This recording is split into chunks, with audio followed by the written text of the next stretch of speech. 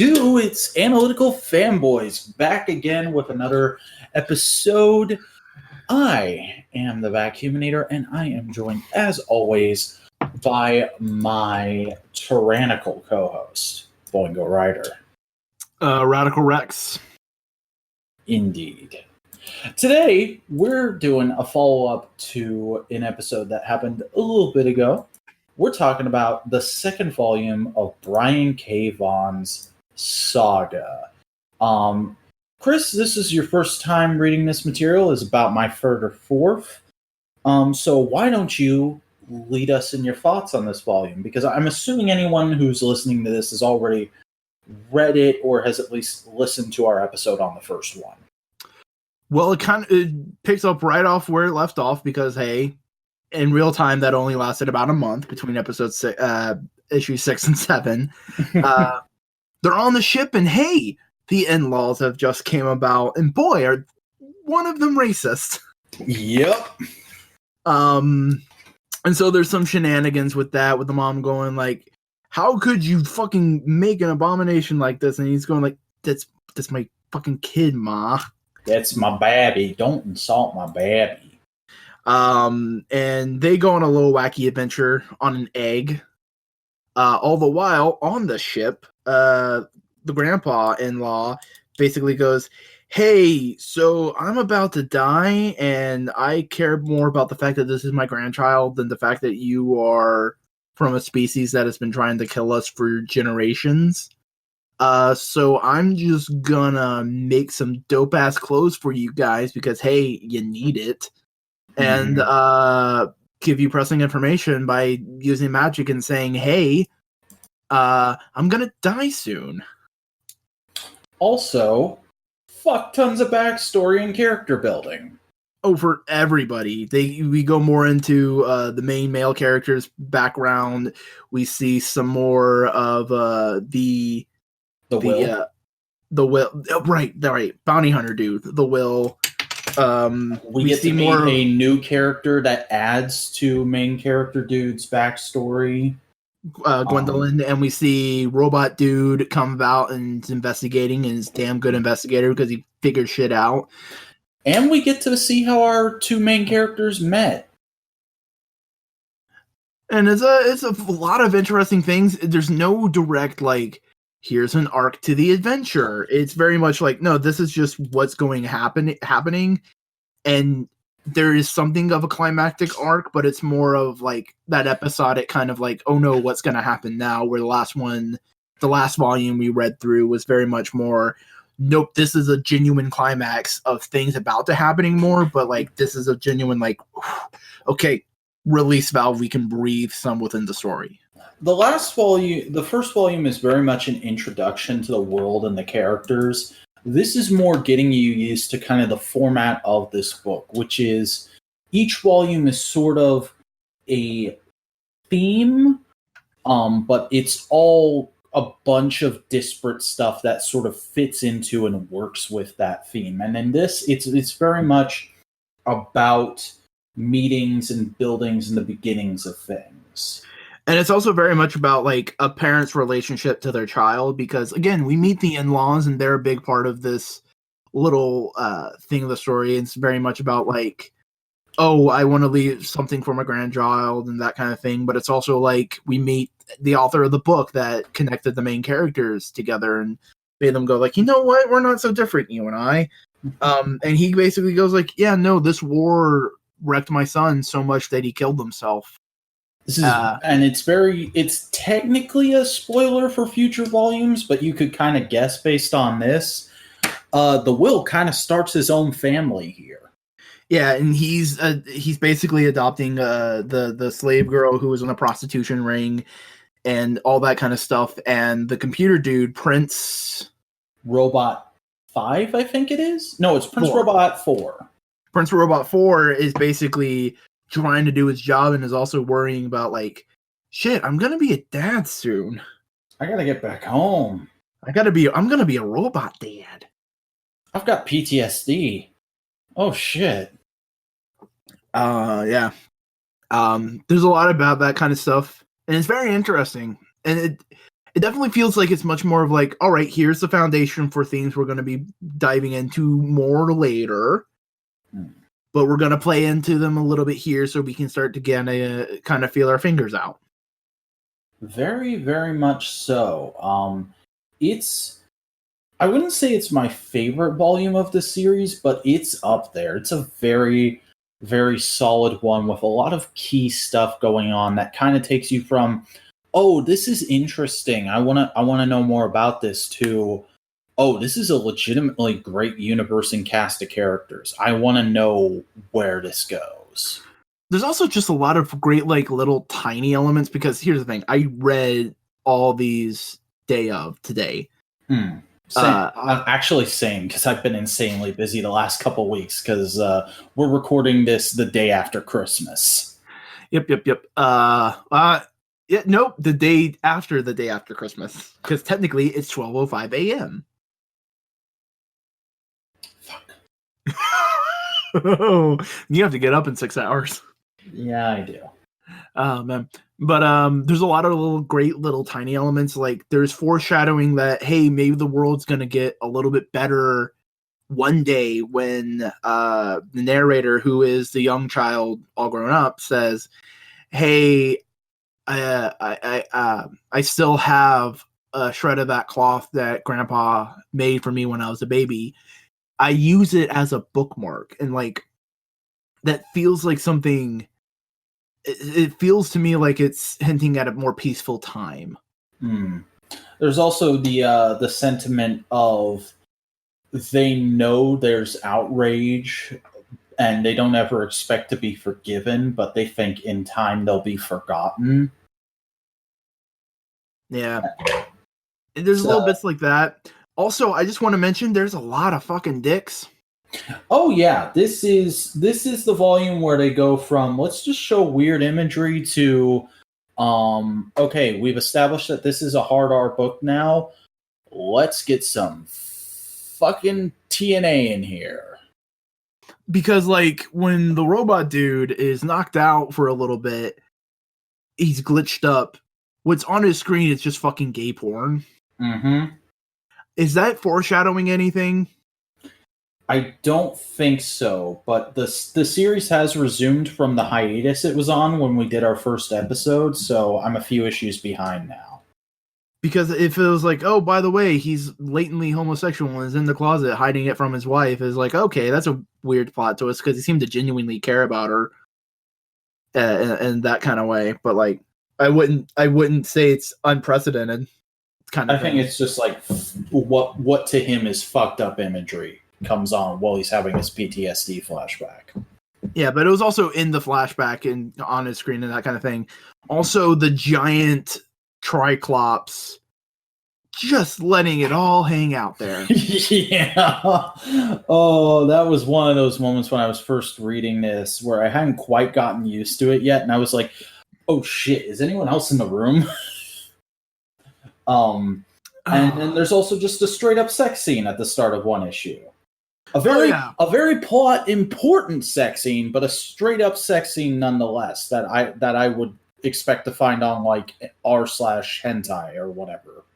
It's basically our two main characters having a fun time, and then the main male character comes in her, and she goes like, "Yo, bro, what the fuck, dude? We can't be doing that shit." And it's like, "Why? You asked me to." And it's like, I'm fucking crazy when I'm fucking. You can't do that. Don't trust me. And as the scene goes on, you realize, oh, this is when they conceived their kid. Oh man, bunch of wild and wacky shit. But it's very interesting because they do a lot of. It is a lot of setup for this volume for like upcoming things. But they do enough genuine like little story beats within it that it doesn't feel like, oh, it's just filler getting us to the point where we can get to this. Yeah, there's some legit stuff going on in here, like the whole the moment when the Lion Cat gets sucked out into space and the Will has to jump out and save it. It feels like a really important character moment, and we've only had a few issues with those characters so far. but it's also one of those moments where this is a common observation with this book of in a lot of other comics, the Will would be the main character. He would be the hero of the story. And in this, he's one of the antagonists. And here's the thing. On some level, he's still a protagonist. Mm-hmm. Under literary function, he's a protagonist because he has a goal and he's trying to reach it. Genuinely, there's no antagonist. There's nobody trying to stop a protagonist trying to reach their goal. It's just everybody has their own protagony things going on that they clash. Yeah. And that's fascinating and interesting and a really great way to write an ensemble, which is what this is. Yeah, I think that's something we also said during our review of the first volume, is that this is less a story about this couple, and it's more just a story about war and how fucked up that can make good people who would be good in any other situation. Right. And it's interesting, but because you also start to see the people doing good in spite of that. Like the grandfather who goes like, you know what? Despite everything, my son fell in love with you and made a baby. So I'm not going to forgive you, but I'm going to accept it for right now because, hey, I'm about to die and you need clothes. I can't ignore that. And like the fucking moment when he's holding Hazel as he's just knocked out fucking what's her face, the wife. I forget her name for a second there.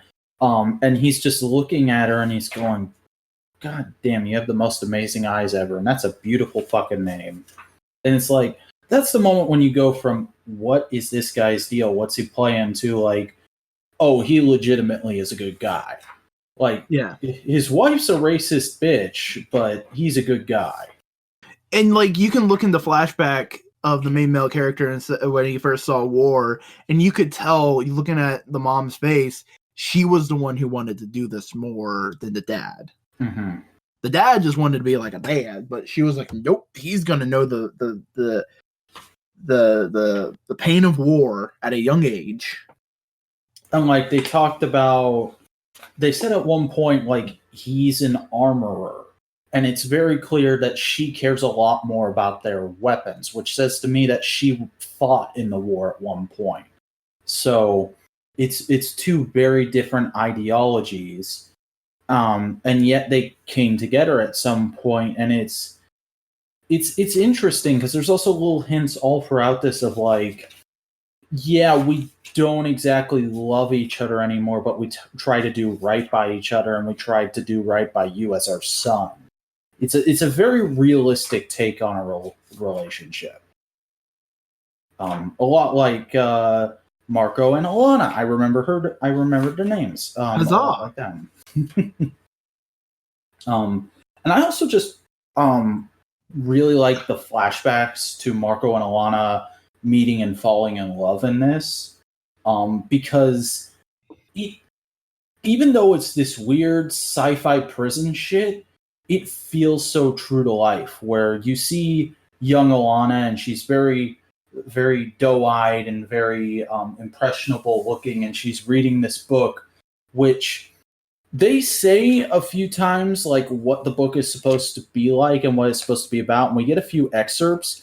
From those excerpts, it just seems like cheesy nonsense to me. But to some people, cheesy nonsense can mean a lot. I mean, just look at me in Power Rangers. And honestly, within the world and the context, the way it's explained, it's like, yeah, no, to hide a message like that, it's easier to do it in cheesy nonsense that can be dismissed. Yeah. And just the scenes of them connecting are really, really fun, because you do get that scene later on when she's reading to him and then she decides to escape with him.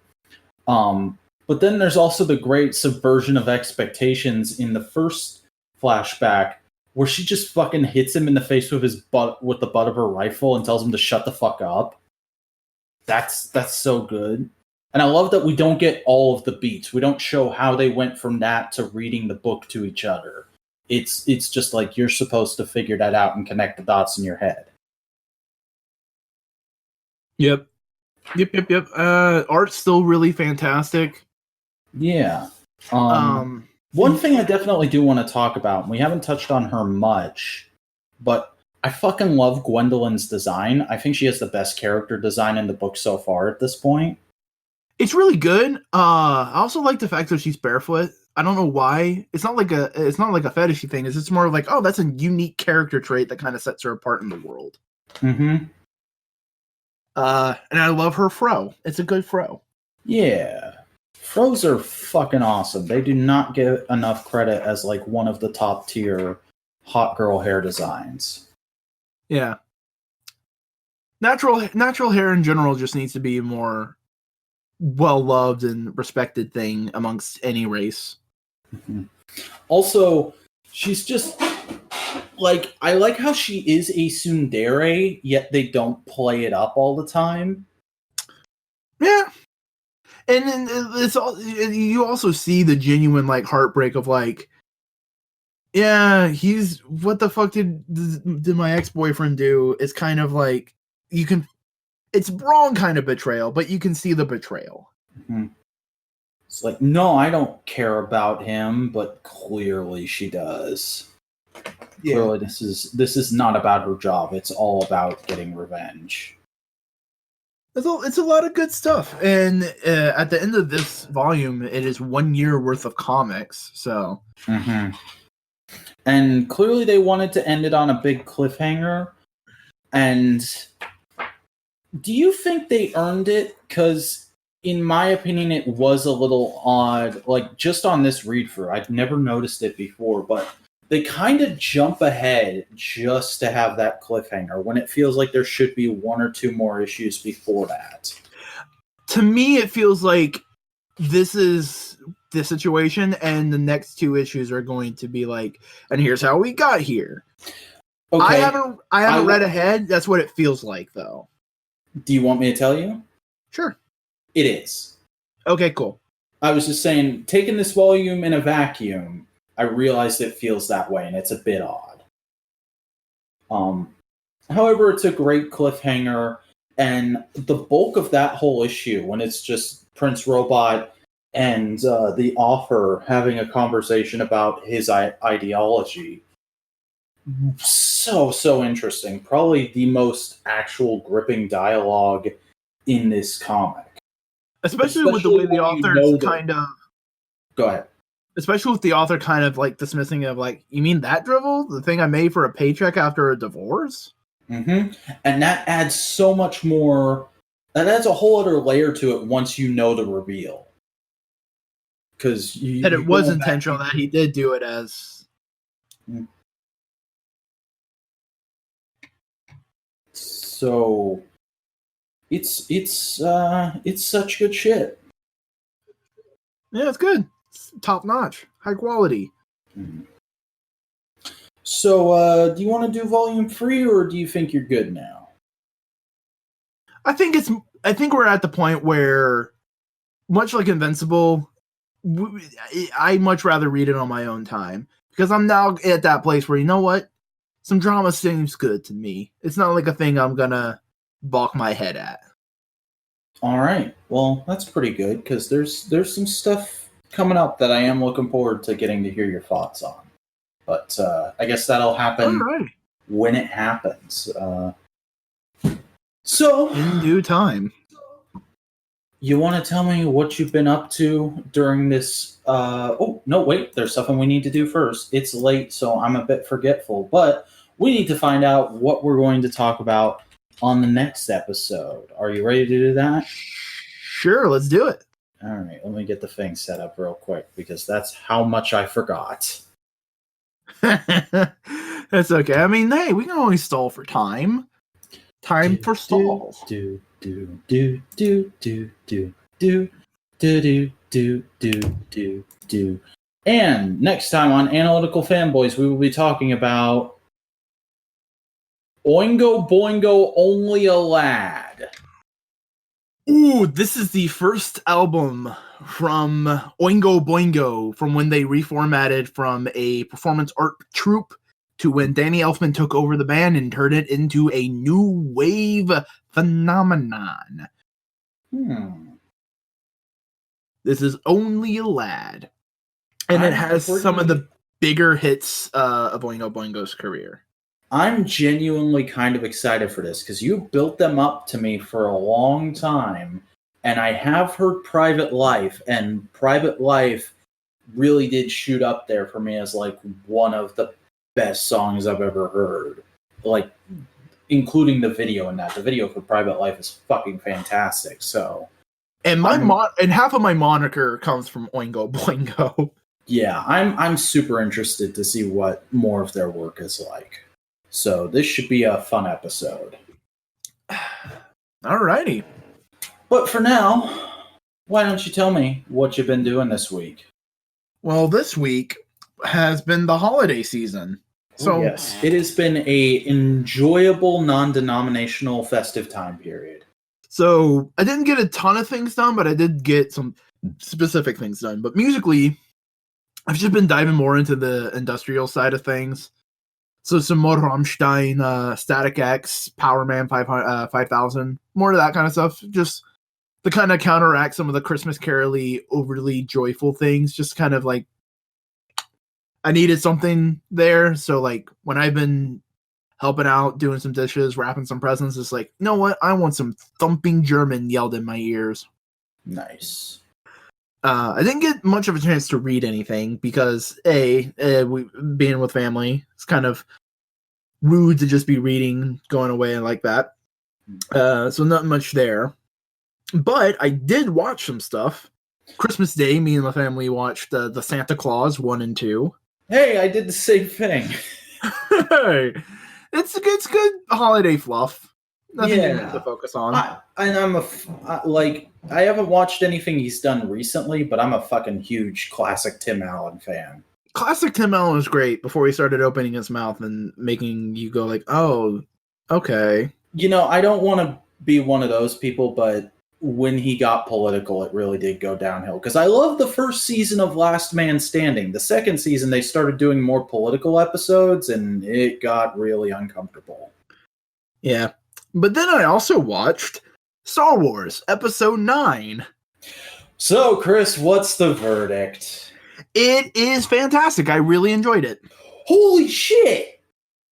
I did not expect you to say that at all. I wasn't expecting you to hate it, but I did not expect you to say it was great either. That's okay. Hell yeah. Yeah, no, it was a fucking Star Wars movie. That's what a Star Wars movie is. Yeah. I mean, there's a lot of criticisms people have been lobbying at this movie, and I agree with some of them. However, I don't think it's either as bad or as good as any real side it says it is. Like, let me put it this way. My perspective on Star Wars these days is that it's all a big, dumb, goofy space romp anyway. Why take any of it seriously or have a real opinion about it? Just like Star Wars is a consummate turn your brain off franchise at this point, and I'm fine with that. I don't need Star Wars to be the most amazing, deep thing ever. I have other franchises I like for that. See, here's the thing. I figured out what people like when thinking about what people have been saying about this new Star Wars movie. I developed my own like idea of like how people watch things theory, because it's like you go like, oh, I turn my brain off. It's like you don't turn your brain off. You just turn off your literary brain. You're not thinking of themes and deep characters and like, what do all this mean? You're thinking, oh, this looks really cool. You're turning on your aesthetic brain. Yeah. You're focusing on the aesthetics, or you're focusing on the technical, like, oh man, how did they do that? That looks really cool. And you know how Scorsese called the Marvel movies theme park rides? I don't have that with Marvel movies, and I don't usually have that with really any movies. This, because of the pacing and because of how much stuff is in it, I did have that, but I had it in a positive way. Like, I felt like I went on a big, fun roller coaster. And even then, there are some elements that are, like, really kind of cool thematically. Like, a little element I noticed while watching the movie was Kylo Ren starts the movie full Kylo decked up, whole 9 yards, cape, jacket, helmet, and everything. And as the movie goes on, he starts losing more and more until he finally has that moment where, oh, by the way, spoilers. Yes, spoilers. We haven't spoiled much of anything, so we're good. Okay, here's how spoiler it is. 3, 2, 1. Rey is Palpatine's granddaughter. All right, bitchin'. But until finally he's just at that cliff and semi-Force Ghost Han Solo goes like, hey, kid, you don't really want to do this. You've been fighting this the whole time. Why don't you just do what you want to do? And he goes like, is that really okay? Can I just do that? And he's like, yeah, just do it. And he's like, fuck yeah. And he just goes and saves Rey as best as he can. And his costume is not 1-to-1, but it resembles Luke's costume from Return of the Jedi. Mm-hmm. Also, can we just have a moment of appreciation for the fact that Harrison Ford went and did that scene, but he didn't go through any fucking hair and makeup for it? Yeah, no. Like, it fits. I'll admit, half the reason I went to see this was so I could have context for the Red Letter Media review, because I was really looking forward to that, and it was actually quite the disappointing video. But one bit of that video that did have me dying laughing was Mike and Jay doing Harrison Ford impressions, going like, fine, I'll do the fucking scene, but I won't shave. No, don't fucking touch my hair. I'll do the fucking scene, but don't touch me. Yeah, no, I have very high doubts that it was anything like that. It's probably just more like, hey, Harrison, you want to come in for a day and do a thing? Yeah, cool. Don't worry, we got the costume. It's just going to be quick in and out. All right, cool. It was like, and that was cool because, hey, it's one last little bit for Han, and it kind of, not necessarily also, all the people complaining about that, going like, how is he a Force ghost? He's not a Force ghost. Kylo Ren literally says, you're a memory. He's remembering the scene from The Force Awakens, but he's thinking about how it could have gone differently and how it should have affected him. Yeah, and there's a little bit of the Force, because remember, the Force is within all of us. It's a spiritual thing. So yeah, the little bit of Harrison Ford, fucking Han Solo in the Force probably went into the memories and was like, hey kid, be good. Mm-hmm. Be good. Be good boy, Ben. Ben, be good boy. And all that kind of stuff. And I saw like something, I saw like one comment somewhere and it says like, oh man, Ben Solo didn't deserve a redemption arc. He didn't get a redemption arc. He had one redeeming moment and was like, all right, cool. I finally did something good, and then died. It's not a redemption arc. It's once in my life I would like to get things right. Yeah. And like, and that's what happens. He does the right thing and he's called Ben. And it's like, oh shit, I actually deserve to be called that now. And he dies happy. So going along that theme, because I guess we're just going to have a short-ish discussion about this movie. How did you feel about the kiss? Because I saw some people getting real upset, going like, oh my god, they had Rey kiss her rapist. Well, considering he never raped her. A lot of people consider the interrogation scene between them in Force Awakens to be a rape allegory, myself included. It never felt like that because she was also in high amounts of control because she was forcing a lot of stuff just as well. Like, yeah, it was kind of rapey, but it wasn't a rape scene. Okay. It was and it was never within, like, here's the thing. Rape is a very specific thing. It is power over another person in a sexual context. If you were just initiating power over someone else without that context, it's not rape. It's just being a dick. To me, that scene never had the sexual context that to me makes rape a much more serious thing than like holding someone down. Like, you can put a knee on someone's chest and hold them down and make it so they can't move, and that's not rape. And to me, that's what the scene was more. It was interrogation, it was torture. It wasn't rape. If they said, oh, how can she kiss her torturer? Yeah, I get that. Okay. To me, rape is much more of a loaded concept that shouldn't be used lightly like that. Fair enough. And I'm not saying that was my criticism. That's just one I saw going around. For me, that moment was like, I'm not 100% into this, but I can see how we got here because they have sort of kind of been building a romance of sorts between them through all three movies. But it's also just like a genuine like, oh shit, we're on the same side for once, and we're just being like the day's saved, and everything's good. Oh, emotions high, let's just kiss, and then he immediately dies. Well, so like. Yeah. It was just kind of like a little like, hey, not necessarily like, hey, you deserve a prize kind of thing. Just more like, hey, I just genuinely care about you now, and this is a quick, easy way to show it to you thematically. Yeah. I really like the status quo they leave off in this movie because it makes me want to, like, I know we're probably not going to get these actors in anything for a long time, but I want to read whatever they do with them next in the EU, especially with Rey having a staff lightsaber that's an orange blade now. I want to know what kind of adventures she's going to go off and have. There's a lot of cool things that they set up for like what the new status quo is of Lando Calrissian helping out former stormtroopers find their homes. Do you think that girl's gonna end up being his daughter and something? Because that's a theory I've seen going around. I don't think it's gonna be a daughter. The more likely it would be Finn's sister. I could see that, or at the very least, just like she kind of becomes Lando's protege. I definitely see her doing that. Which, by the way, just speaking about Lando in this movie, I know some people were disappointed at how little they used him. Billy D. Williams is fucking ancient, and he walks with a cane now. I didn't expect him to be running around doing stuff.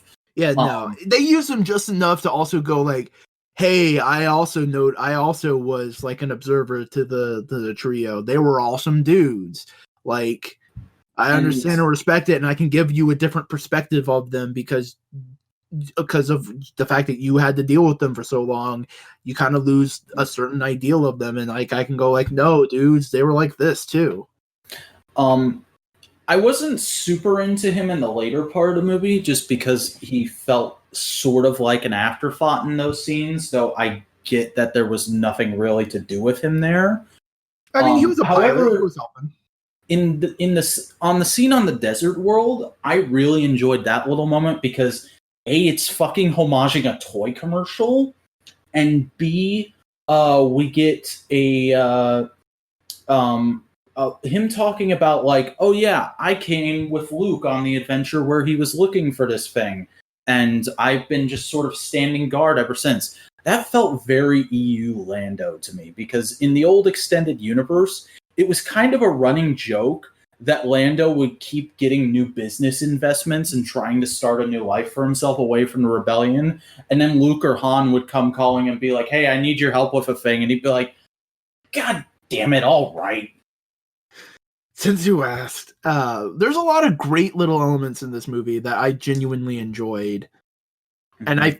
And I'd say Force Awakens is kind of the weakest of this new trilogy, just because A, they were trying to set up so many ground by focusing and referencing the legacy that it in the grand scheme of all of them, if you were to watch prequels, original trilogy, new trilogy all together, it would feel like one of the weaker movies because, we're reusing a lot of elements that you just saw. When it first came out, it was really cool and needed to be like that to kind of get people back up to speed on what, hey, this is this kind of Star Wars. Mm-hmm. But going forward, watching it now, it definitely feels like you should watch original trilogy prequels and then this, so it feels fresh again. Yeah. I'm still a big fan and proponent of The Last Jedi. I still really enjoy that movie. And all the people going like, oh man, they retcon shit. Like, they didn't retcon nothing.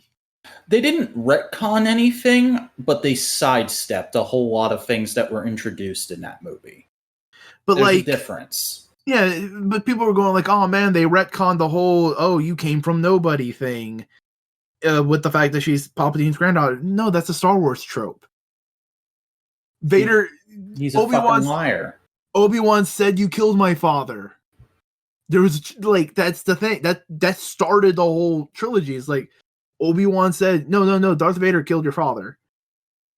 And then when Luke calls him out on his bullshit, he goes, well, there was truth in what I said. I just didn't want to fucking piss you off right then.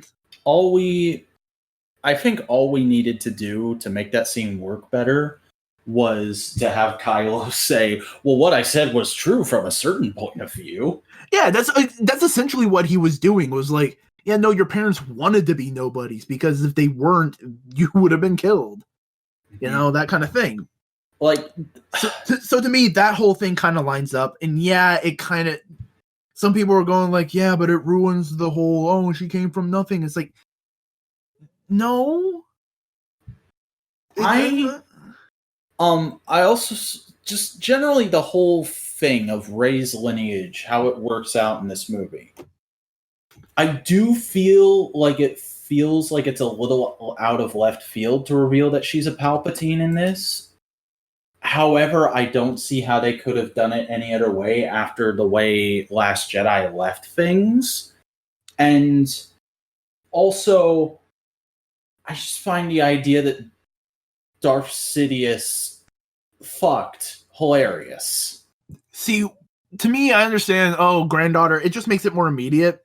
Mm-hmm. But what would have been really cool would be, okay, so Palpatine can just clone his body and live forever. That's just what this movie establishes. Mm-hmm. Which is sort of in line with old extended universe stuff. If you read the novel Darth Plagueis, which is about Plagueis taking Palpatine as his apprentice, they were doing all kinds of weird cloning shit. But it's also foreshadowed in the goddamn prequels, so it makes them relevant again. That's cool. But it would have been kind of more fitting timeline wise to make sense of like, who would fuck Palpatine? If instead of who would fuck Palpatine, it's like, oh no, he fucked centuries ago, and Rey is just like his ancestor. Or you could say she's a clone of him mixed with someone else's DNA. But I think if you did the whole, oh, she's an ancestor of him, you could then go like, yeah, no, your parents were nobodies. It's just go back far enough, you have a grandparent who is a somebody. You know, you could have had your cake and eat it too. And what did you actually think of Palpy in this movie? He was I loved him. He was great. I thought Ian McDiarmid gave a wonderful performance. However, I think the script let it down a little bit just because everything he says, except for a few bit of connecting lines, is stuff he's already said. There's no real new memes to be had here. Yeah, but also like the fucking visuals of like him being suspended by a giant mechanical arm from the ceiling covered in cables. This was like beautiful visuals. And also the fucking dubstep noise when he did the giant EMP on all the ships. That was just the best. What's your theory on all those people in the stadium? I've seen some people saying like, oh, it's supposed to be a Sith cult or like it's an illusion. Red Letter Media had a really weird theory where they were like, oh, Palpatine is just a name for a Sith hive mind collective, and those were all an illusion of the Sith installments of Palpatine that have come before the one we know. And I was like, that's fucking insanity. I don't know how you got that read. Yeah, no, that's a weird read. To me, it just felt more like Sith ghosts. Like how we have good Force ghosts. Mm-hmm. It felt like, oh, these are the Sith equivalent. Also, not necessarily people. Oh, go ahead. Not necessarily Force ghosts, because the Force Ghost is a whole specific thing that Qui-Gon learned from...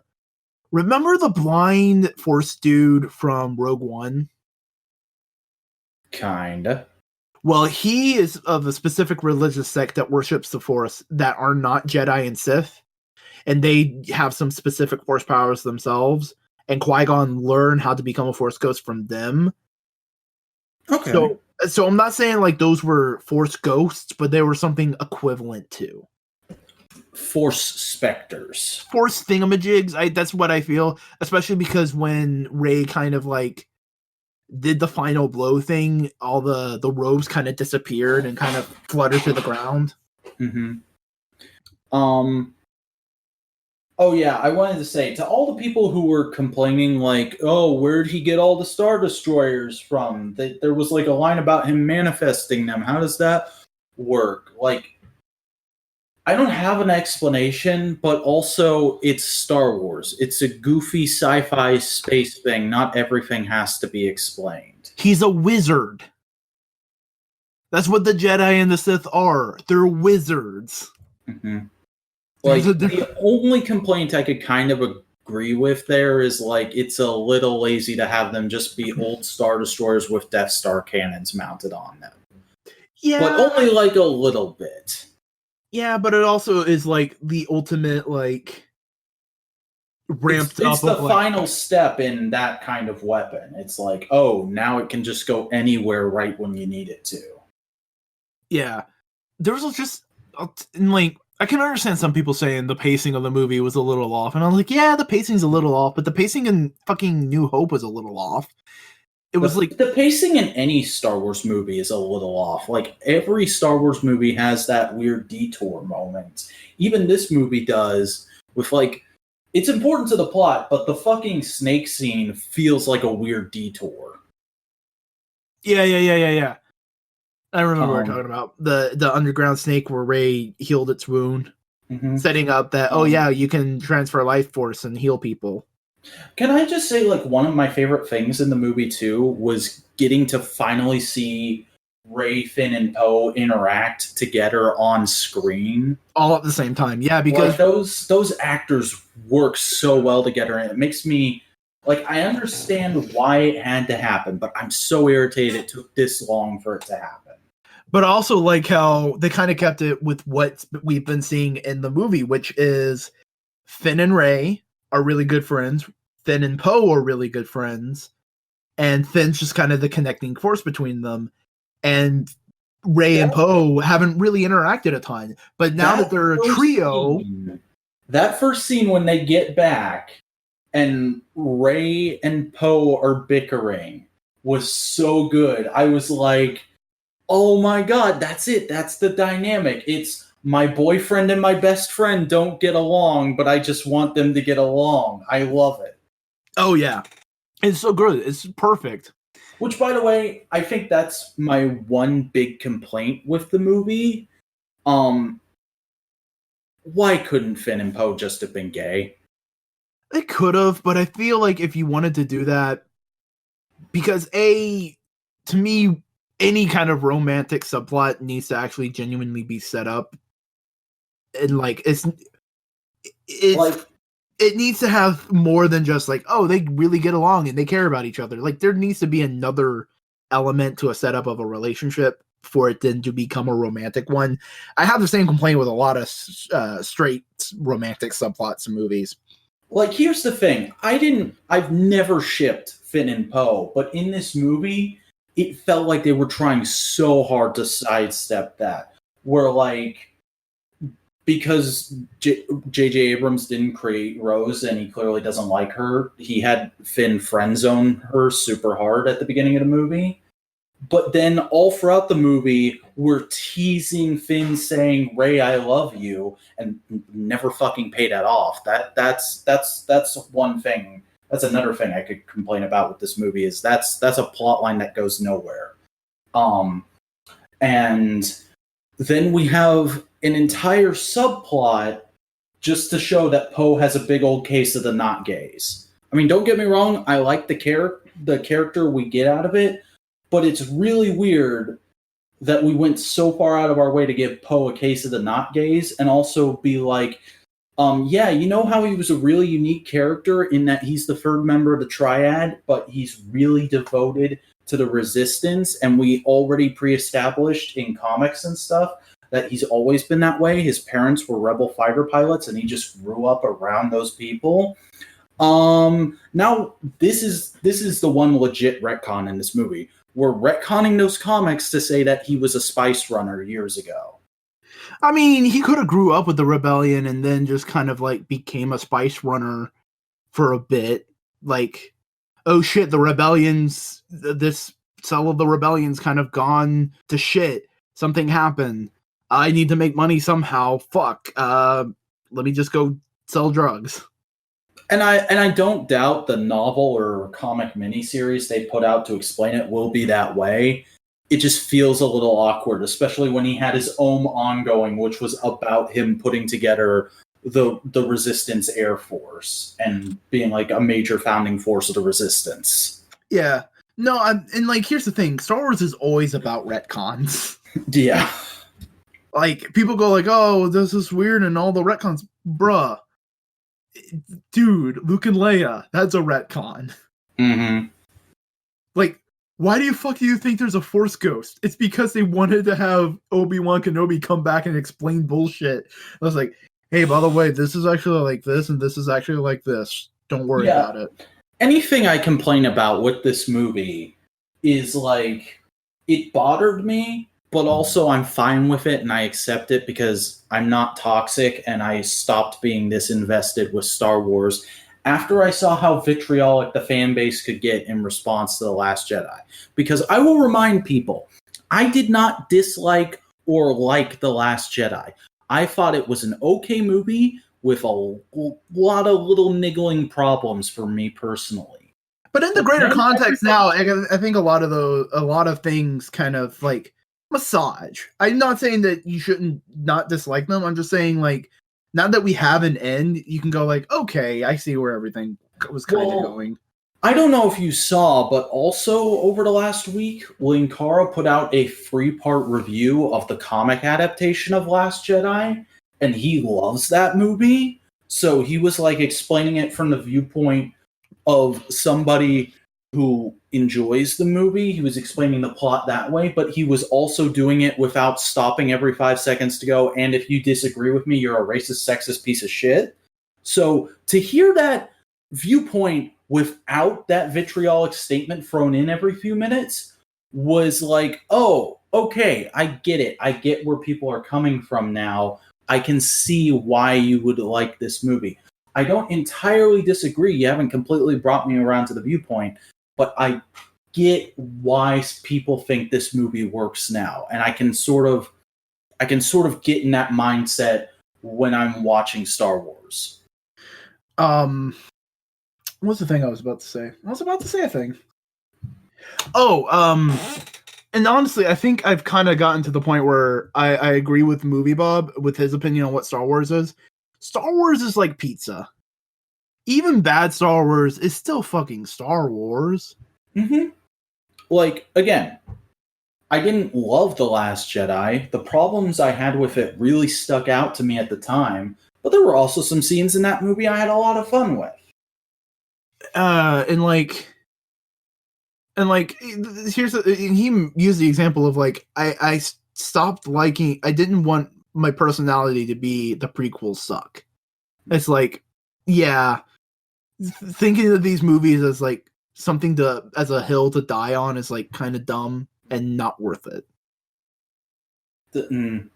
And that again was a thing I didn't like about the Red Letter Media review is they went out of their way at one point to be like, oh, to all our commenters who keep going like, see, the prequels aren't so bad now because look at how bad the sequels are. They go like, no, the prequels are still as bad as they are. These movies don't change our opinions on the prequel. Which, on the one hand, good for you for not letting future installments of a franchise change your opinion on certain past works. But also, like, you guys have got to understand at this point, you are the grumpy old men sitting on the porch. Yeah, the prequels are fine. They're fine. They're really fun for those of us who grew up with them and are nostalgic for. Like, see, here's the thing. My best friend, who I went to saw this movie with, he genuinely loves the prequels. Let me state this further. He genuinely loves Jar Jar Binks. Wow. To the point he bought the Hot Wheels character car of Jar Jar Binks. That's great. Good for him. Like, he is genuine with his love of Jar Jar Binks. Like, it's not ironic to him. Like, Star Wars is fucking great. It was a good movie. Yeah. And I think we'll end it there. So what else did you do? Well, nothing. I didn't watch a ton of things more. I've been watching YouTube when I can, but we did have Christmas, so I thought I'd go through some of the things I got. Okay. I did get a new mattress, new bed. I've been needing a new one. Nice. Yeah. Some new sheets to go with that too. I got a dope ass Blockbuster shirt. Okay. The best way to put it is it looks like a t-shirt corporate would send to its employees to wear in the 90s. And it has like the picture of a store with like a slogan under it, and it's perfect. It's my aesthetic to a T. Schlocky 90s corporate bullshit. Fantastic. I got a Hawaiian shirt because I've been wanting one. My sister kind of knows my aesthetic. Because I was talking, was like, I need some new clothes. And Mom was like, oh, like what? And I was like, a Hawaiian shirt. That'd be fun. And she pulled up like one of those like full picture landscape looking Hawaiian shirts that 40-year-old divorcees wear to a bowling alley. He's just going to dress like Ernie from the Mighty Morphin Power Rangers. And I was like, not that kind of thing. And then my sister said, oh, like the one I have? And I was like, yes. And so she found one that I would like. And it's just like halved pineapples and it's blue and yellow. And it's really cool. Hey. Yeah, like here's the thing. When I have money and to get some clothes, I have already talked to her. She's going to help me figure this out because she's much more in tune with fashion and can help me figure this shit out. She's your official fashion consultant. Me and my sister have a good relationship. We're cool. That's nice. I'm happy for you, especially considering what I got going on with most of my family. Yeah, I'm like teaching her how to drive and everything. So, way. I got a couple that kind of stuff. Got some candy, whatnot, stocking stuffers. Nice. And I got a Nintendo Switch. Holy shit! Yeah. So I've been playing that. What games you got? I only got one game on a cartridge to go with it, which was Super Mario Odyssey. Nice. But I have downloaded Warframe, Brawlhalla, which I played a little bit. I'm probably going to delete it. And Dauntless, which I haven't played yet. These are all free-to-play games that are on the Switch store. And yeah, I'm definitely going to see what other games I can get soon because I don't have a ton of money. And definitely get the online service so I can play all the old NES and SNES games. Okay. Well, we'll probably do some stuff together because quick spoiler from what we got. I did not get a Switch for Christmas or at all, but I get paid in like a couple hours, and my next payday is like right after my birthday. So I'm thinking I'm just gonna hold my money back as much as I can for the next week and a half. And then on my birthday, I'm going to go and buy a Switch. Cool. If you do, we'll just exchange friend codes and be friends. Yeah. But no, I'm really digging the Switch. It's really solid. It's really good. And today I've been watching YouTube on it. So when I plugged it into the TV in the living room and watch YouTube there. And if I go to another room, I just take the Switch out and continue watching on the same thing. Nice. It's a good little feature, and there's no Netflix on the Switch yet, but there is Hulu and that kind of thing. And of course, I got Super Mario Odyssey, which is another 3D Mario game, kind of like 64, but with bigger worlds and a hat you can throw. I've heard it's very okay for most of it, but then by a certain point towards the end, it becomes like the best Mario game ever made. It's a really, here's the thing. It's very much a really good Mario game with a lot of extra stuff that's just kind of like explore and walk around and do shit. That's not necessarily Mario, but it's still fun enough. Here's a musical number. Yeah. Warframe is a third-person ninja shootery thing that my friend really likes that I've been somewhat enjoying. I need to play some more of it. I'm still in the here's a tutorial on how you build everything and mission types and everything kind of area. But I only play a mission a day. I'm trying to temper myself with playing the game. Brawlhalla is kind of like generic character smash. And yeah, they have crossovers with other characters like WWE wrestlers and Steven's Universe. Nice. But they're just reskins of already existing characters. So, like,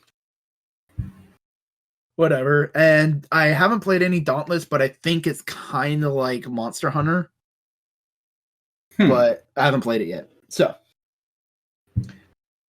yeah, Switch. Switch Switch it up. All right. Is that everything? Yes. Yeah, that's everything I got. Oh, I got a Casio calculator watch because the last Aesthetic. the last one I had the watch the band Parish. This is my third one. Neat. And I'm keeping all the watch faces as trophies. Very clean. All right. Well, I did a good bit of stuff this last week because, hey, I may be dedicating a good bit of time to the fam, but the media train does not stop rolling for Vax. So I listened to Red Letter Media's return to the Bunny Ears podcast, where they brought on Rich Evans, because last time it was just Mike J and Macaulay. So it was a slightly different dynamic, and they did some follow-ups to the last stuff. They also did like predictions for Rise of Skywalker, but like more casually than they did in their actual predictions video, and that was kind of fun. And also Macaulay Culkin gave Mike a voice box, I believe it's called, the machine ghost hunters use to scan radio frequencies for ghost voices, and they were all like freaking out and playing with it all throughout the podcast. They were like, "This is amazing! Now that we have this, we have to do our Ghost Adventures parody." So that was a nice listen. Still on that there TJ Omega rewatch. Been watching through Toycember 1 and 2 this week. Man, his more recent stuff during like that little period where he was really going hard on scripted content from like 2014 till 2016 was so good. Like, I understand why he did it, but I really am upset by how overtook his channel got by Random Review, because Random Review isn't bad. It's just very bland. I like his scripted stuff, the scripted TJ reviews, and Toycember and Glios 1-on-1. All that stuff is great. Go check that out if you haven't watched any TJ Omega content. That's the TJ Omega content I recommend. Then I saw Rise of Skywalker. We talked about that already. Watched various YouTube Christmas videos. Already talked about Toycember. Watched the Ashen's Advent Calendar series over the last few weeks. That was a fun ride. The first part is a must-watch YouTube video. The rest of it is just kind of like, oh, Dan, I feel so sorry for you. And then the Pixel Dan Advent Calendar series wrapped up as well. That was very fun and wholesome. Watched a Christmas staple of mine, Life and Death of a Christmas Tree by Blame Society. That is fucking hilarious. I love it so much. And a new Christmas video I watched because my boy Endless Jess had a cameo in it. Christmas with Cocaine Stepdad. Not the best thing ever, not my particular brand of comedy, but it was very well executed, I thought. The way it's shot kind of reminded me of the Joker blogs, the later episodes. But that was pretty much it for YouTube stuff, I think. So watched a good bit of Christmas movies. The George C. Scott version of A Christmas Carol, which is my personal favorite version. It's the one I grew up on. Well, it and the Disney version, but this was kind of like the more adult version of it I grew up on, and I fucking love George C. Scott as Scrooge. Like, I've not seen much of his other work, and I'm pretty sure he was one of those old Hollywood racist assholes, but he's fucking phenomenal as Scrooge. So A plus movie. Are for Christmas. I'd never seen this before. It's a fairly recent movie. I wouldn't say it's a must-watch, but it's a fairly solid new Christmas movie. I like the kind of take it has on the elves, and just the lineage of Santa in general. However, the animation can come off a little stiff at times, and the voice acting doesn't always match up. Especially the main character, who's voiced by James McAvoy. It's a very good performance by James McAvoy, but it doesn't feel like it fits the character model all the time. Wait, is that the DreamWorks movie? It might be DreamWorks. I'm not sure. Is it because there's been a Christmas movie going about that uses the character design of Santa from Guardians of the Legends or whatever the Jack Frost DreamWorks movie was? No, it's not that. This is a very different Santa. You know what I'm talking about? It's a very I think I do.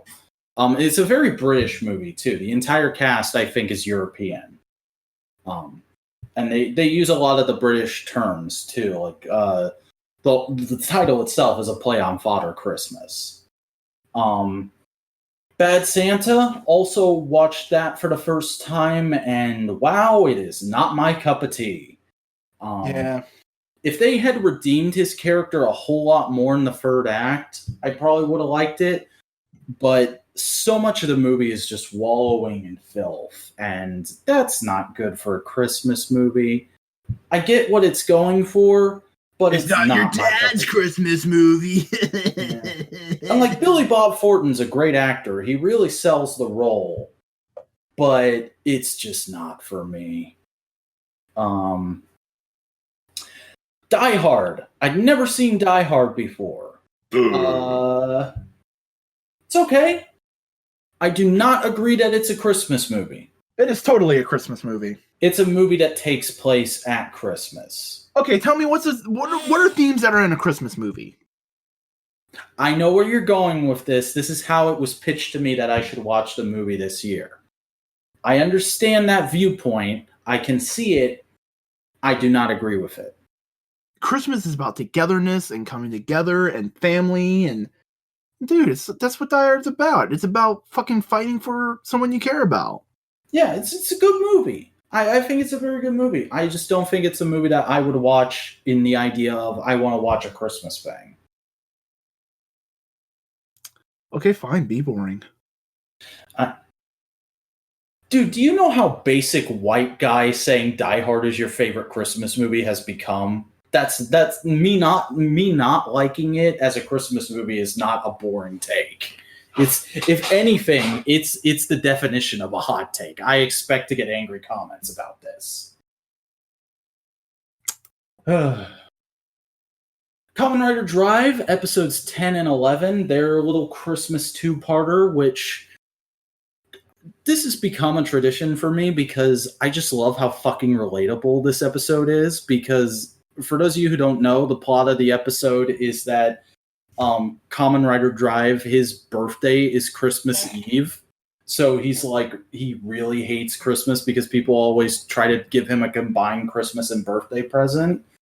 And he's still sour about that, even as a grown-ass man.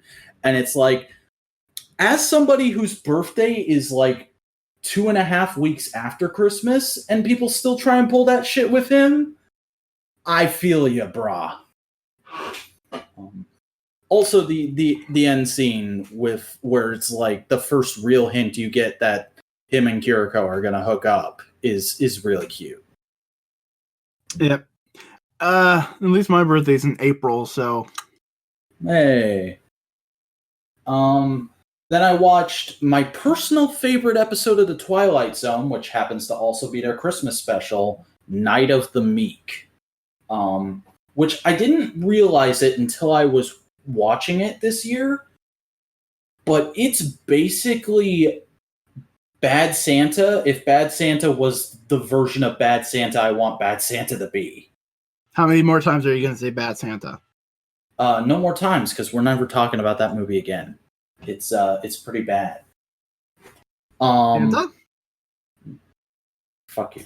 But yeah, Night of the Meek, fantastic Christmas special. Check it out if you haven't already. It's got Harvey Korman and the fucking voice of Piglet in it. What else do you need to know?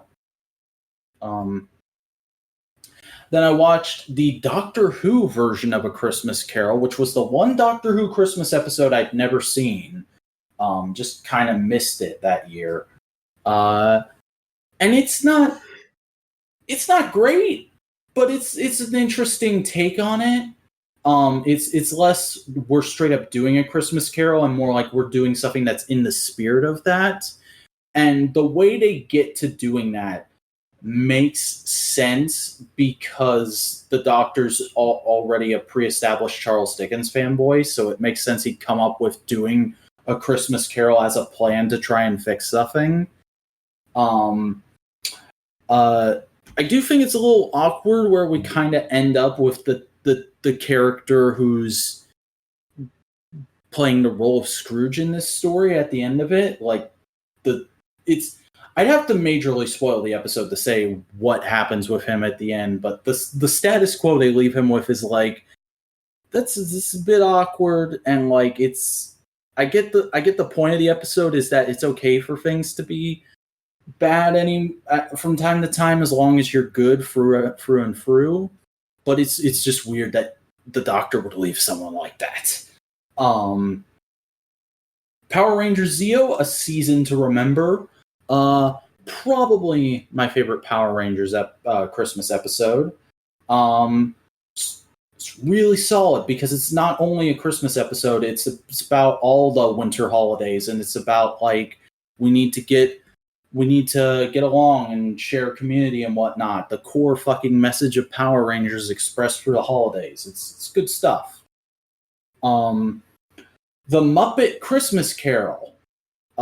Get ready to send in your hate mail because this is the first time I'd ever watched this. And I don't think it's bad. I just think it's not for me. The amount of changes they made and the overall Muppets tone being mixed in with A Christmas Carol does not work for me. I get what they're going for. I think it definitely does have that Muppets charm to it. However, in the context of A Christmas Carol, it doesn't work for me. I do like a lot of what they do effects-wise, though. I love the free ghosts. They all look fantastic. I think this has my favorite version of the Ghost of Christmas Past. And I love how almost every character in the movie is a Muppet. There's so many great and varied designs in this movie. And I didn't like a whole lot of the songs. However, Michael Caine's song at the end of the movie is great. And that's everything I watched. So, before I get on to what I read, Chris, did you see them Sentai scans? I saw like one of them you sent me, and it was like very glittery. Yes. Next year, the first Sentai of the Reiwa era in 2020 will be Mashin Sentai Kira Maiger, which is themed after rescue, jewels, and magic. They're doing all three of those themes at the same time. And there's also a lot of like homaging old Sentais in the designs because while this will be the 44th Sentai overall, the 6th episode of this show is scheduled to air on the 50th anniversary of the broadcast of Go Rangers Pilot. So we're all expecting something big for that. We haven't seen the face actors yet. However, we have gotten like a brief plot synopsis of just like villain faction escapes, people with insert weird name for power here, rise up to become warriors. That's basically the plot synopsis we have so far. We've seen what the vehicles look like, and we've seen various pictures and poses of the suits, and I don't know if I'll be watching this week to week, but I am interested enough that I'll probably watch the first episode. I'm kind of excited to see what a Sentai looks like again, and I haven't experienced that since Q Ranger. I was pretty into things during the beginning of Q Ranger, fell off halfway through it, Blueprint Ranger versus Power Ranger never really grabbed me, though I've heard the show is amazing, so I'll probably watch it eventually. And Ryu Soldier just looks awful to me. I know people say the show gets better after like 20 episodes or something, but everything I've seen about it just aesthetically does not work for me. This, however, looks like it might be fun. Suits fucking grow on me every time I see them. But anyway, going on to stuff I actually read, got quite a bit of comics going in. Mostly stuff I read, actually all stuff I read online. Entanglement Part 2. This is the sequel to a mature readers manga I read online, I think like shortly before we started doing the podcast. So it's been a long time coming. I won't talk about it too much plot-wise because it is an adult plot of a sexual nature. It's one of those kind of mangas where it kind of gets away with showing certain things by saying it's art. But I thought this was a very satisfying sequel, and it sets up for a potential third part, and I want that third part. It's been a very interesting story so far. Then just so I could get a Christmas comic in, because I don't own a lot of them, but there's one I'd been beating around the bush with for quite a while. I hadn't read it because I knew it could probably emotionally hurt me, but I thought, what the hell, this is the year. And I read Should Old Acquaintance Be Forgot, which is the final story in Christmas with the Superheroes #2, a DC Christmas special from years and years back, which was the first appearance of Supergirl after Crisis on Infinite Earths. And she comes as the ghost of Christmas present to Deadman. And it's just a really touching little story about reminding Deadman, like, hey, you may not be able to interact with the world the way you like, but you're still here. You should still try and enjoy the holiday. And there's a moment at the end of it where they reveal that it's Kara, and it makes you go in your heart place. So that was a lovely holiday experience. Then I read a couple of fan sequel comics. I read Teen Titans Emotion Sickness, which is a sort of epilogue to the Teen Titans animated series, basically just furthering Robin and Starfire's relationship and being like, hey, because the author ships this, Raven and Beast Boy also get together. Not the best thing in the world. I wouldn't really recommend tracking it down, but I enjoyed it. Then I read Transformers Animated Trial and Error. Did you hear that this fucking got released, Chris? No, like I saw something like, oh hey, Transformers Animated like cover thing, but like as a special Christmas present, because this was a convention exclusive fan comic at TF Nation 2017. As a Christmas present for, I think, one day only, although it's now hosted on several sites, including TFW 2005, TF Nation put up the PDF. So I went and just today, actually, while I was waiting for you to come so we could record, I got the PDF off of TFW and read it.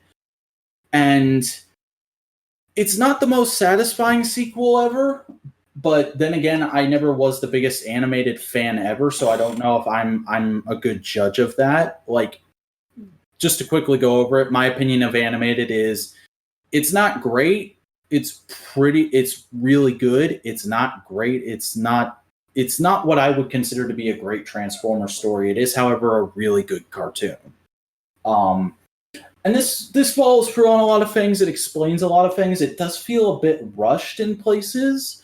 However, the amount of stuff they manage to get in and the little bits of character work and world building they do are really fun. And just the amount of stuff they manage to tie in, and like, not everybody gets a huge thing to do, but everybody gets a moment, even if it's just in the character descriptions, because in case you haven't been with this world in a long time, every time a new character pops up, there's a little box of like name of character, their base traits, and like something you should know about their current status quo. And one of my favorite ones is when they're going through Triptychon prison and showing all the Decepticons in their cells, it cuts to Lugnut and it just says, Lugnut, more loyal than you. It's like, that's fucking great. That's Lugnut. But yeah, I liked it a fair bit. I'm sure animated fans who hadn't gotten to read it yet are probably going bananas over it. And if you haven't read it and you liked animated, check it out. And then on to the toys, the glorious existence validating toys. This, except for one thing, and I will denote that thing when I get to it, is basically just the last of the Retro Toy Con stuff. I finally finished my 2 open pile this week because I had 2 days off for Christmas, so I was like, let's just fucking finish this because it's a month later now and I still haven't opened all these. That's embarrassing. Put repro labels on my G1 Astrotrain Trailbreaker and Crankcase because some of them were missing stickers. Some of them had some faded stickers. So I ordered those like right after the con and they just got here. Bangarang adds a lot to the figures. It's nice.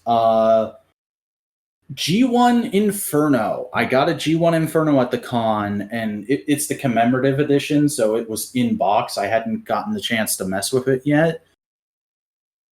I think this might be my favorite G1 figure, and I'm not just saying that because I love Inferno. Like, genuinely, it's a really solid figure, and aside from the detail of, the ladder doesn't disappear into his back, it looks about as accurate to the show as you could get for the time. So flippity-tastic. I lied. There's 2 things on here that I got for Christmas. Transformers Cyberverse Titan Changer Bumblebee. My mom got this for me as a joke because we like watching Fuse videos together every once in a while, and she thought it was a knockoff. It's that bad of a looking figure that she thought it was a knockoff, even though there's like no faux branding on it. It's very clearly a Transformers official product. And I'll be honest, it's not the worst thing I've ever seen, but it's pretty flippin' bad. Like in robot mode, he just looks like a statue of himself, and he's so thin and terrible. There's like no paint. The transformation is as basic as you can get, and the car mode legit looks like it would shatter into a million pieces if I stepped on it. So, yeah, I think in 2020, a review of that thing that ends with me smashing it is going to happen. I'll do a Plastic Addict / knockoff beatdown homage. Just do a fake British accent the whole time. Yeah. And I'll wear a Jesus hair wig. Just be a mix of the 2. Yes. I could even contact them and get them to do cameos at the beginning, being like they fused into one being. And then the Big Daddy Boy. I finally opened him. Siege Jetfire. He's pretty good. I saw my friend Siege Jetfire, and it's a goddamn toddler. It is a big bouncing boy. It's not the biggest bouncing boy, but man, when you put it next to a deluxe, it's hilarious how crazy the scale is. I do not think it's a perfect figure. There's a few niggling parts of the transformation that I didn't like that I found kind of irritating to do. And I've just never been a fan of Jetfire's cartoon jet mode. It's very obviously a box with wings and a nose cone sticking out of it. However, the robot mode is really good. He has a lot of cool little tricks and gimmicks he can do. I actually really like the way they did the armor up, make him look like a Macross in comparison to the Generations leader. Like the mask, you can actually see through the translucent plastic on the visor, and you can see his eyes in there. So it looks even more like he's wearing a helmet, and this is like badass power armor he put on. The sigil flip is cool. I don't know if I'm going to use it that much. However, I do have him in a pose right now where he's mostly armored up, except he's holding his mask because the way his hands are articulated, you can get him holding the armor up mask. And he's got the Decepticon symbol, so it looks like he was in disguise as a Decepticon, and he just like went to an Autobot prisoner, like, it's okay, I'm gonna get you out of here. The thing with the hands, where when you open them, the gun port like sucks in. It's super obvious how they did that, but it's such a cool engineering trick that I don't care. I love it. Love the way the legs and the wings transform. Just so simple and fun, and it makes it. It's like, ooh, you're so close to being a great toy if it wasn't for those parts of the transformation that I didn't like. But the way the wings transform, the way they like completely unfold like Buzz Lightyear is so good. And I love the Titan Master integration. We're still doing Titan Masters after all this time. You can fit 3 of them on him. And the freaking like spring-loaded doors behind his head to hide the head in jet mode. Brilliant. So not a fantastic figure, but a really good little figure with a lot of great little ideas going on. Bang. Opened a bunch of Marvel Legends. I'm going to go from worst to best. Tombstone. I really only bought him because he's a Spider-Man rogue, and I'm collecting the Spider-Man rogues. There's nothing to that figure except it's a big guy who looks like the Undertaker, and he's very obviously meant to be an Undertaker homage. Mysterio. I really wanted to like the figure. However, the way they did the cape and the dome really annoys me. It's one piece and it pegs into the back, but it's not glued in. So it's anytime I try to mess with him, it falls off.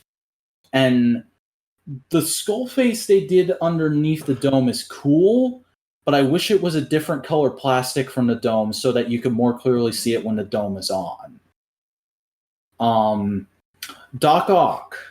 Again, I really wanted to like this figure, but the main kind of feature of this character is let down in this because the arms, I thought they were going to be like that bendy wire sort of thing.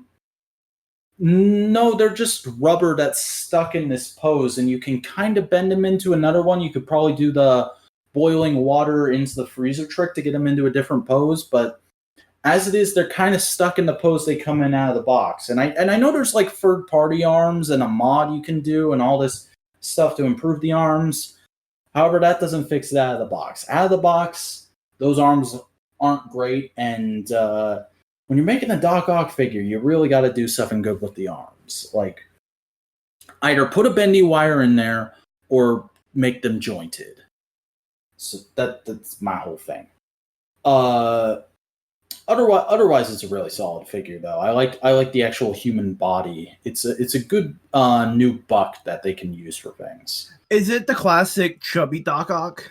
It is. Okay, that's cool. Let me see if I can find a picture of it real quick. See, the only thing is right now, I just really want a Sleepwalker Marvel Legends figure.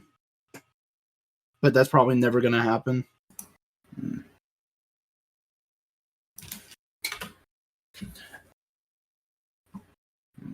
Yeah, nice. Yeah. The only problem is that's the only pose those arms can do out of the box. You gotta like do a mod to make them posable.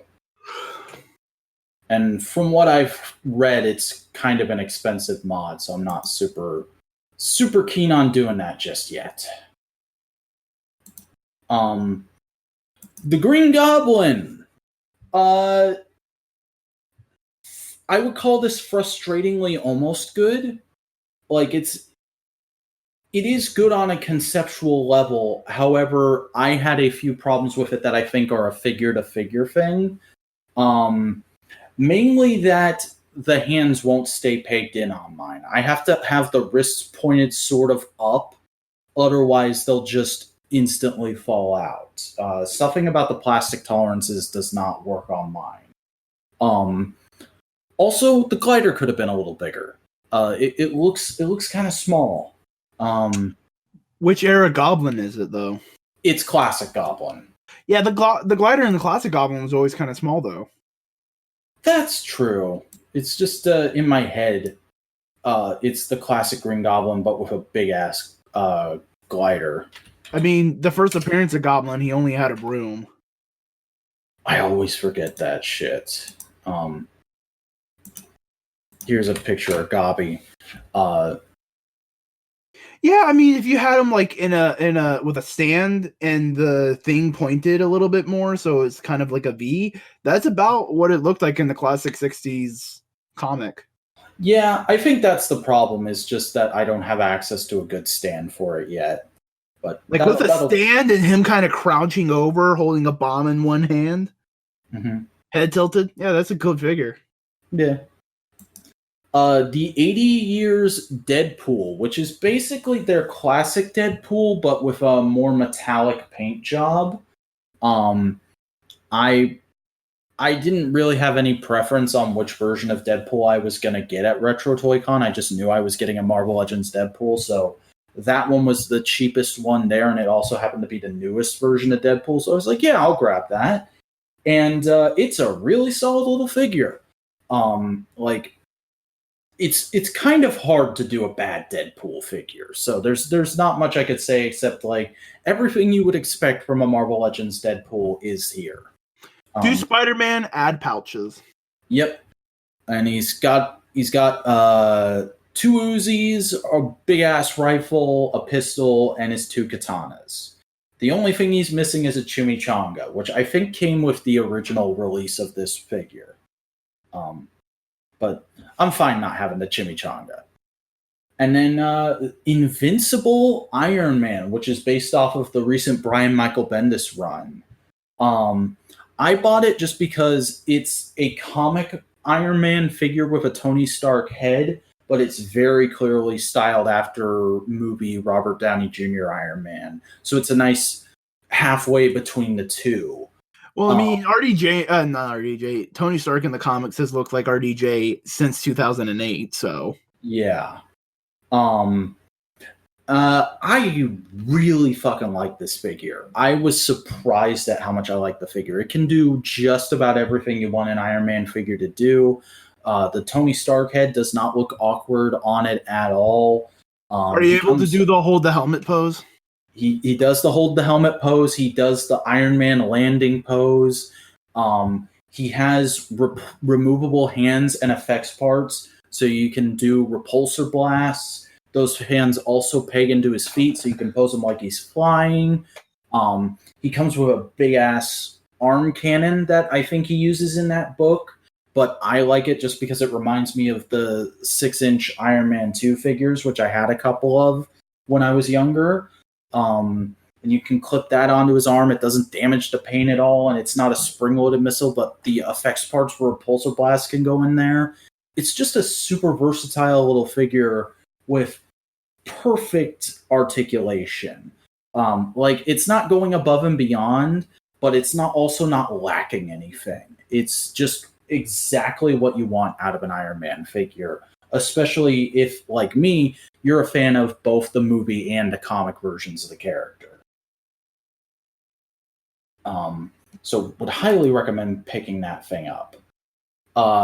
Then I opened 2 Power Rangers Lightning Collection 2-packs. Do you want to go with the super cool one or the more recent one first? And on the high note. Okay. Lost Galaxy and Psycho Red. Pretty cool. It's nice having a different team getting represented, because it's we haven't gotten any other Lost Galaxy figures except for Magna Defender, but he's a very different animal from a Ranger figure. So it's nice to have that one. Head sculpt's pretty solid. And I really like how the Quasar Saber turned out, and the flame effect for it is banger. Basically, you could put everything I said about Psycho Blue on Psycho Red. The only difference is he has a sword instead of an axe. And then I got, in a moment of weakness, I caved and bought on Amazon because it was on sale for a really good price during the Christmas season. Mighty Morphin Red and Zeo Gold SDC exclusive 2-pack. The double Jasons. Zeo Gold is pretty solid. It's about everything you'd want out of that figure. It's a little awkward to pose him just because there's not as much cool stuff as you can do with the staff as you could with like a sword or a gun. But it works. Armored Mighty Morphin Red, I don't like it as much as I like the single pack non-armored red and the Walgreens exclusive armored black. Something about this version just doesn't quite sit right with me. Just doesn't quite work. It's nice to have it. It looks good on the shelf, but posing it around just wasn't as good as I thought it'd be. And both of the Jason head sculpts that come with that, because you get two different ones. You get one where he's smiling and one where he's kind of being like a stern leader type. They're both okay. They're not perfect, but they look enough like the show that you're like, yeah, that works. Nice. Picked up the 13th Doctor's Sonic Screwdriver because I saw it on sale in Hot Topic for like $15 off. And I was like, when am I going to see that price again? It's okay. It doesn't have nearly as many features as I'm used to a Sonic Screwdriver having. So it was a bit of a letdown in that respect. But I'm super happy that I got it at this price because I feel completely satisfied with it for the $10 I paid. If I had paid $25 for this thing, I would be ranting my ass off at the lack of features. It's okay, though. Also, I need to go and track down the 12th Doctor Sonic Screwdriver now because I completely skipped that one because I didn't like the design and I wanted him to stick with the Sonic sunglasses. Opened a bunch of JLU figures. The Superman with the better articulation. Black Canary, Sandman, Star Sapphire, John Stewart with the better articulation, and Fire and Ice. Not really much you can say about those. They're just nice little statues of those characters with basic-ass articulation. Probably my favorite out of all those is Black Canary just because I love Black Canary and Green Arrow and Justice League Unlimited. They are one of my favorite pairings of that show, so it's nice to finally have their figures. And then the other thing I got for Christmas from my parents, I got the entire first wave of the Diamond Select Avatar The Last Airbender figures, which consists of Season 3, it is Season 3, Aang and Zuko, and Season 1/Season 2, Katara. Don't know why they went with that assortment, especially because we still haven't gotten an announcement for what Wave 2 is going to be or if we're even getting a Wave 2. But they're okay. They're not the most posable figures in the world. They feel a little awkward in some spots, but as representations of these characters, they're pretty good. And they're certainly way better than the toy line we got when the show was actually on the air. Because there was a short-lived one during Season 1, and I had the Zuko from that line, and it was not a great figure. Doesn't